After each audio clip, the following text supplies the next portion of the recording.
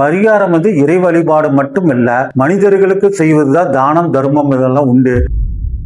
நம்ம ஜாதகத்துல கெடுதலான தசாபதி நடந்தாலும் சரி, நம்மளுக்கு வந்து 6, 8, 12 கிரகம் இருந்தாலும் சரி, பாதகாதிபதி தசை இருந்தாலும் சரி, கர்மா குறைஞ்சு இந்த வாழ்வியல் பரிகாரத்தின் மூலமாக நம்ம வாழ்க்கை மேம்படும் என்பது உறுதி.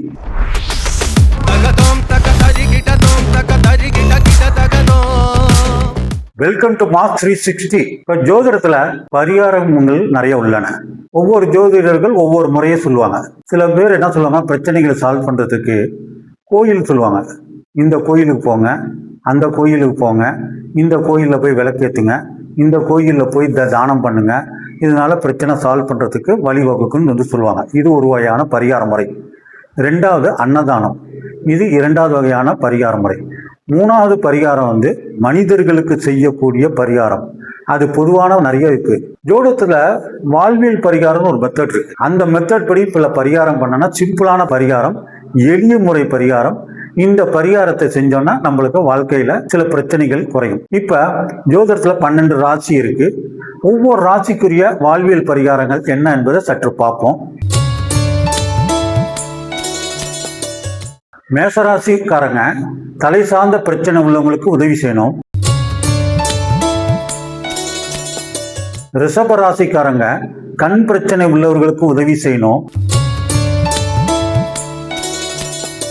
மிதுன ராசிக்காரங்க காது மூக்கு தொண்டை இந்த மாதிரி பிரச்சனை உள்ளவர்களுக்கு உதவி செய்யணும். கடக ராசிக்காரங்க வந்து நுரையீரல் சார்ந்த பிரச்சனை உள்ளவர்களுக்கு உதவி செய்யணும்.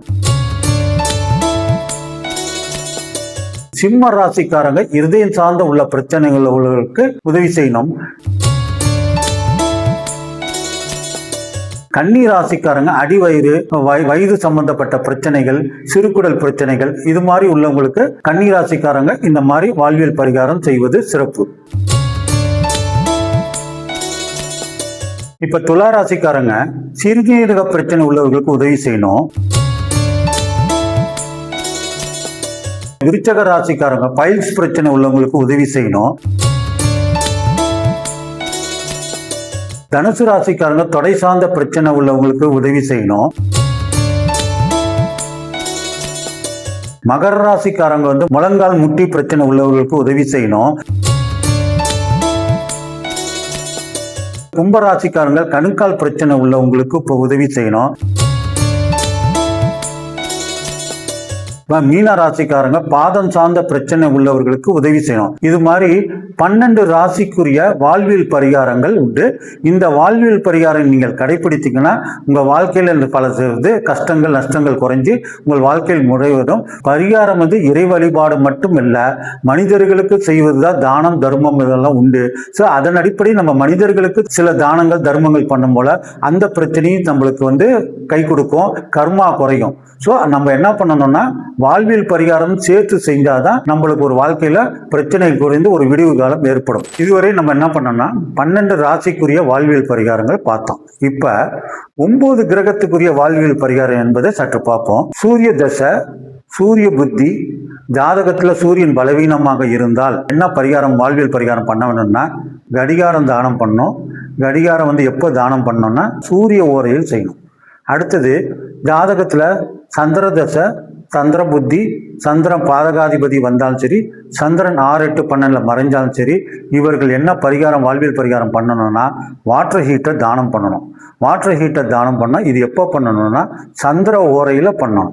அடுத்தது ஜாதகத்தில் செவ்வாய் தசை, செவ்வாய் புத்தி, செவ்வாய் பலவீனமாக இருந்தாலும் சரி, செவ்வாய் 6, 8, 12 மறைஞ்சிருந்தாலும் சரி, செவ்வாய் வந்து இந்த மாதிரி வீக்காக இருந்தாலும் சரி, இவர்கள் என்ன பரிகாரம் பண்ணணும்னா அயன் பாக்ஸ் வாங்கி கொடுக்கணும். யாருக்கு வாங்கி தரணும்? அயனிங் தொழில் பண்ணுறவங்களுக்கு. இல்லை அவங்களுக்கு வந்து அயனிங் வாங்கி கொடுத்தீங்கன்னா அது ஒரு மிகப்பெரிய புண்ணியமும் கிடைக்கும்.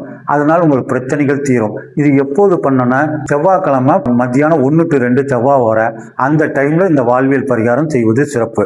அடுத்தது ஜாதகத்தில் புதன் தசை, புதன் புத்தி, புதன் 6, 8, 12 இருந்தாலும் சரி, புதன் பாதகாதிபதியாக வந்தாலும் சரி, இவர்கள் என்ன வாழ்வியல் பரிகாரம் பண்ணணும்னா திருக்குறள் புத்தகத்தை தானமாக பண்ணணும். அது யாருக்கு பண்ணணும்னா ஸ்டூடெண்ட்ஸுக்கு பண்ணலாம், பெரியவர்களுக்கு பண்ணலாம். இது அவங்க வந்து திருக்குறள் புத்தகத்தை தானமாக பண்ணணும். அடுத்தது குரு தசை, குரு புத்தி, குரு ஜாதகத்துல 6, 8, 12 மறைஞ்சாலும் சரி, பாதகாதிபதியா வந்தாலும் சரி, இவர்கள் என்ன வாழ்வியல் பரிகாரம் பண்ணணும்னா டார்ச் லைட் வாங்கி தரணும். டார்ச் லைட் வாங்கி கொடுத்தாங்கன்னா யாருக்கு வாங்கி கொடுக்கலன்னா, நைட்டு யாராச்சும் இருட்டா எங்கேயாவது இருந்தாலும் சரி, இல்ல காட்டுல யாராச்சும் இருந்தாலும் சரி, அவங்களுக்கு அந்த இது டார்ச் லைட் வாங்கி கொடுப்பது சிறப்பு. இல்ல நம்ம யாருக்காவது கிஃப்டா கொடுத்தா கூட ரைட்டு. அடுத்தது சுக்கிர தசை நடந்தாலும் சரி, சுக்கிர புத்தி நடக்கிறவங்களுக்கு சரி, அடுத்தது வந்து சுக்கிரன் 6, 8, 12 இருந்தாலும் சரி, சுக்கிரன் பாதகாதிபதியா இருந்தாலும் இவர்கள் என்ன பரிகாரம் பண்ணணும்னா கண்ணாடி வாங்கி தரணும். இது சுக்கிரனுக்குரிய வாழ்வியல் பரிகாரம் ஆகும். அடுத்தது சனி வந்து சனி தசை, சனி புத்தி, சனி 6, 8, 12 இருந்தாலும் சரி, சனி பாதகாதிபதியா இருந்தாலும் சரி, இவர்கள் செய்ய வேண்டிய வாழ்வியல் பரிகாரம்னா மாற்றுத்திறனாளிகளுக்கு இவர்கள் உதவுனா சனியின் கர்மா குறைஞ்சு, சனியோட கெடுபலன் குறைஞ்சு நல்ல பலன்கள் நடைபெறும். அடுத்தது ஜாதகத்துல ராகு தசை, ராகு புத்தி, ராகு சரியில்லாத இடத்துல இருந்தாலும் சரி, ராகு மறைஞ்சிருந்தாலும் சரி, ராகு பாதகஸ்தானத்துல இருந்தாலும் சரி, இவர்கள் செய்ய வேண்டிய வாழ்வியல் பரிகாரம் என்னன்னா எம்ஆர்ஐ ஸ்கேன் பண்ணிக்கணும். யாராச்சும் உங்ககிட்ட வந்து எனக்கு எம்ஆர்ஐ ஸ்கேன் பண்ணணும், எனக்கு பண உதவி பண்ணுங்க, எனக்கு எம்ஆர்ஐ ஸ்கேன், ஆஸ்பத்திரியில் யாராச்சும் ஏழ்மையான நிலையில இருப்பாங்க, அவங்களுக்கெல்லாம் நம்ம எம்ஆர்ஐ ஸ்கேன் பண்றதுக்கு ஒரு சிறு உதவி பணம் கொடுக்கலாம். இதனால் ராகுவோட கெடுதல் நம்மளுக்கு ஜாதகத்துல குறைஞ்சி கர்மாவும் நிவர்த்தியாகி நம்மளுக்கு ஒரு நல்ல பலன்கள் நடைபெறுவதற்கு வழிவகுக்கும். அடுத்தது ஜாதகத்துல கேது தசை, கேது புத்தி, 6, 8, 12 கேது இருந்தாலும் சரி, கேது பாதகஸ்தானத்துல இருந்தாலும் சரி, கேது சில சரியில்லாத இடத்துல இருந்தாலும் சரி, இவர்கள் செய்ய வேண்டிய வாழ்வியல் பரிகாரம் என்னன்னா முடி வெற்றவங்களுக்கு சிசர்ஸ் வாங்கி கொடுக்கலாம், அவங்களுக்கு கண்ணாடி வாங்கி கொடுக்கலாம், முடி வெற்றவங்களுக்கு நம்ம வந்து கத்தி வாங்கி கொடுக்கலாம். இது மாதிரி முடி வெற்றவங்களுக்கு தானம் பண்றது சிறப்பு. இது மாதிரி 9 கிரகத்துக்குரிய வாழ்வியல் பரிகாரத்தில் சொல்லியிருக்கேன். இந்த வாழ்வியல் பரிகாரங்கள் செஞ்சோம்னா நம்ம ஜாதகத்துல கெடுதலான தசாபதி நடந்தாலும் சரி, நம்மளுக்கு வந்து 6, 8, 12 கிரகம் இருந்தாலும் சரி, பாதகாதிபதி தசை இருந்தாலும் சரி, கர்மா குறைஞ்சு இந்த வாழ்வியல் பரிகாரத்தின் மூலமாக நம்ம வாழ்க்கை மேம்படும் என்பது உறுதி.